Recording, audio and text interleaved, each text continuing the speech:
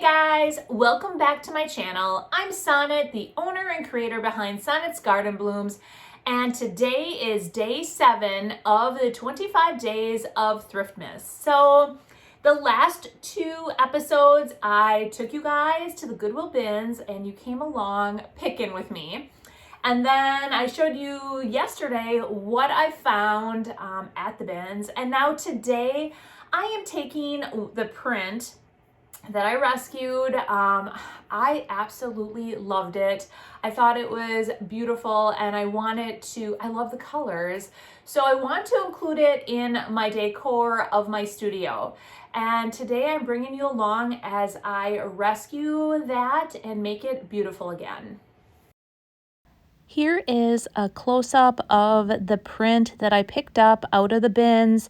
I thought it was cool that it was numbered 86 out of 275. It did really have some damage though, so I think what they did is they may have liked the actual frame and ripped the print out. It also had a name here, and I believe it was a year of 67. I did Google Lens and I tried to find the name on Google Lens. I also tried to find the print on Google Lens. I had no such luck. There was also just a tiny little bit of damage up on the top and then some wrinkles. So let's get started fixing this. First, let's take a look at what I can find in my hoard of windows because I decided I wanted to create a picture frame out of an old window. And I have quite a few of the frames without the glass.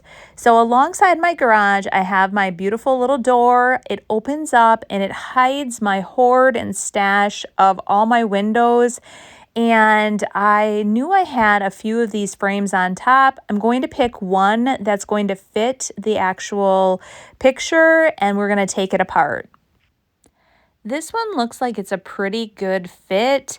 I love the chippiness of it. I also love that it has little bits of like turquoise. It has a little bit of like a burgundy red. All the colors that are really in the actual picture. And one little piece on the corner already was kind of rotty. So this was perfect to take apart. Now look at all this chippy goodness, and I love how the turquoise is peeking through. Just wanted to give you a close-up of this frame a little bit before we took it apart. I'm showing you here too the little tear, but there's a lot of that turquoise in the actual print. Here I'm taking the frame apart and I start with that corner that was a little loose already. It comes off pretty quick and I do plan on cutting or fitting it to size.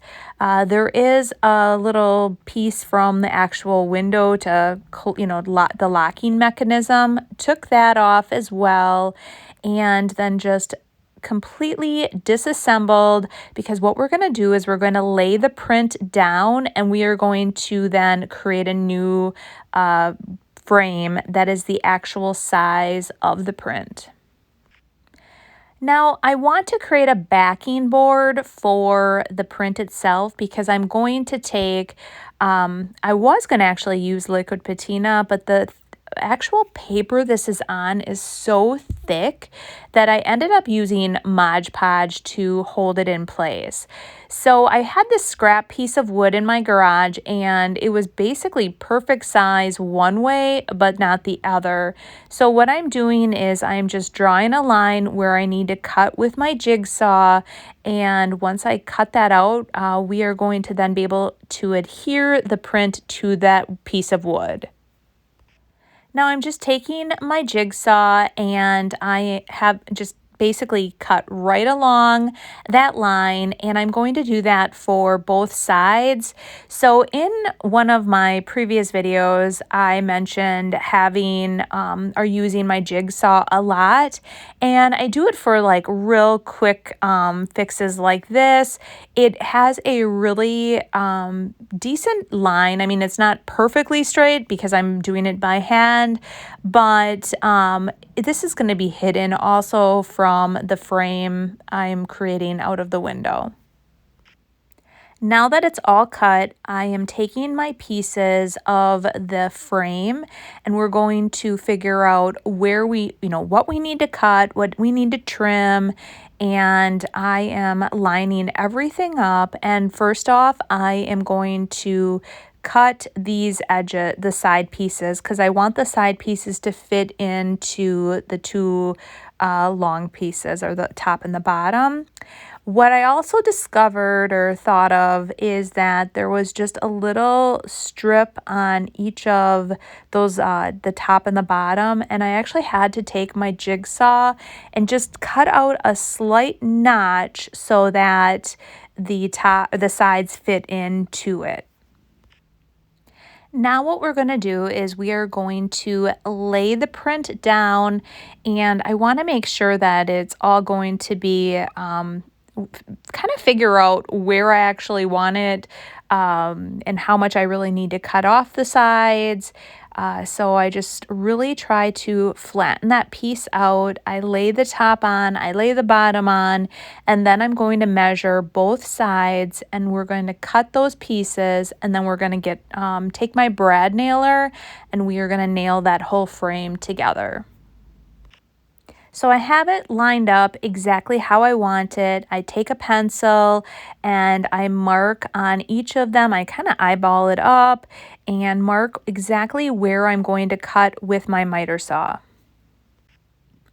Now I have everything cut. I really am liking at this point how it's looking, and you can see I fit it right in.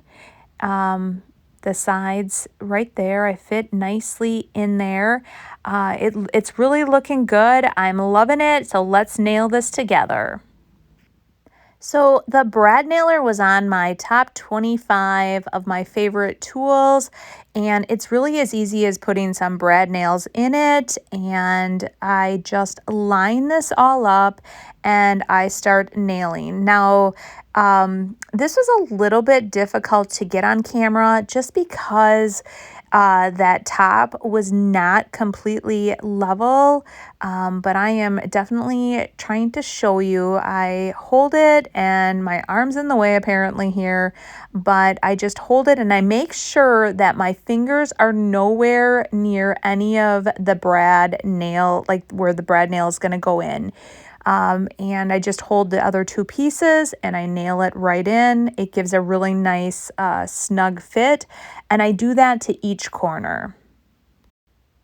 Here it is. The frame is completely put together, and I love how it will fit my print perfectly, and it has that vintage look to it, all that chippy goodness, and I'm very happy with it. So now let's go ahead and get started on fixing the actual print. Here's one more little sneak peek of what this is going to look like, and we're going to definitely fix that area, but I wanted to show you what the print looks like within that frame, and I'm loving all that chippy goodness. At first I thought maybe the bright white was too much, but I can always go back if I'm not loving it and just add a little dark wax or dark and decrepit liquid patina to it, just to, kind of bring it down a notch from all that brightness. The next step, I am taking Mod Podge, I should say. I call it Mod Podge. I don't know why. It must be a Sonnet thing. But I initially tried to use liquid patina, and I think because of how thick this was, this print, it just did not hold. So I broke out the Mod Podge, and I'm going to do the same thing that I do with the liquid patina. I'm going to work in sections. So I'm going to start with, kind of like how they had it folded in half. I'm going to apply one even layer of the Mod Podge on the left side, Then we're going to smooth out the entire print, and then we're going to go and we're going to do the same exact thing to the right side. What I do is I like to go in and just apply a nice even layer, then go back and really smooth it out and get rid of as many of my brush strokes and just make sure it's really nice and even, and then lay it down. And then I really rub very thoroughly, like I said, to really make sure that that entire print is totally embedded in that Mod Podge. Now, the area where there is those tears, before I flipped it over, I tried to fix them as much as I could. So I laid the paper back how it was, tried to, like the pieces that were supposed to be on top, the pieces that were supposed to be like underneath, like when it tore, it just kind of tore kind of funky. So I fixed it the best I could.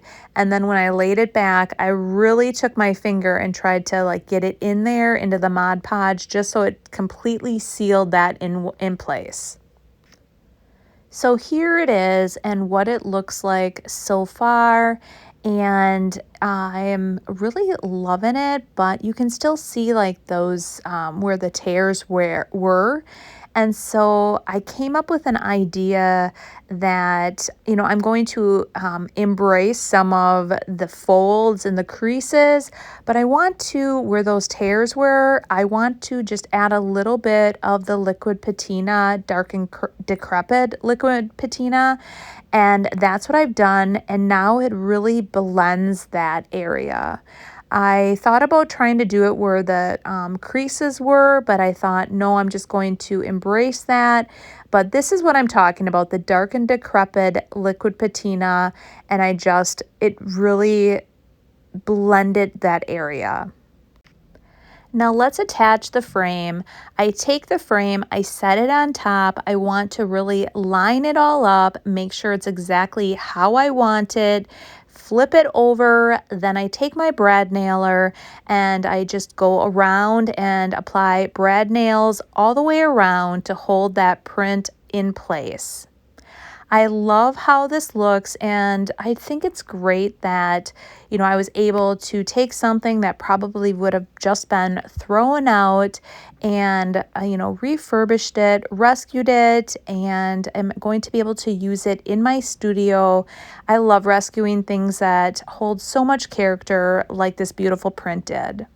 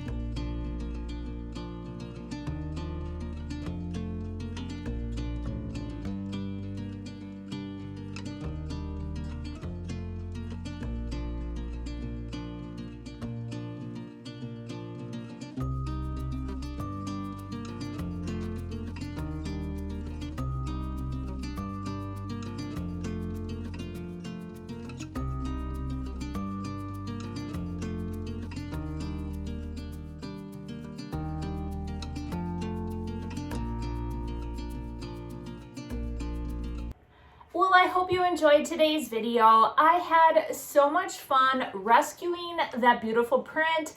It is definitely going to be showcased in my studio, so when I do the big reveal and give you guys the full tour on an upcoming video, you'll definitely see it showcased right inside. So like I said, today is day 7. I'm gonna just continue on. I have quite a few items that I need to be flipping for my holiday decor, so I am going to probably just continue on giving you some thrift flips in the next few videos, bring you along then and show you as I decorate my home. Every day is going to be just a little bit different, and it's just going to be bringing you along in a day of my life, and I hope you are enjoying the 25 days. Now, Remember, you do still have time to qualify for all 25 of the videos. So just remember, you know, definitely watch the video, like it, comment, and share the video. And then on December 26th over on Facebook, I will go live and pick 5 names. And I do have in day 1, in that video, you can see the 5 different items that's part of the a few of my things customer appreciation challenge. So if you want to be part of that, go ahead, watch day 1 and continue to follow along for the next 18 days. I can't even think right now, honestly, like it's all becoming a blur. So you guys have a great evening and we will see you tomorrow. Bye. Bye.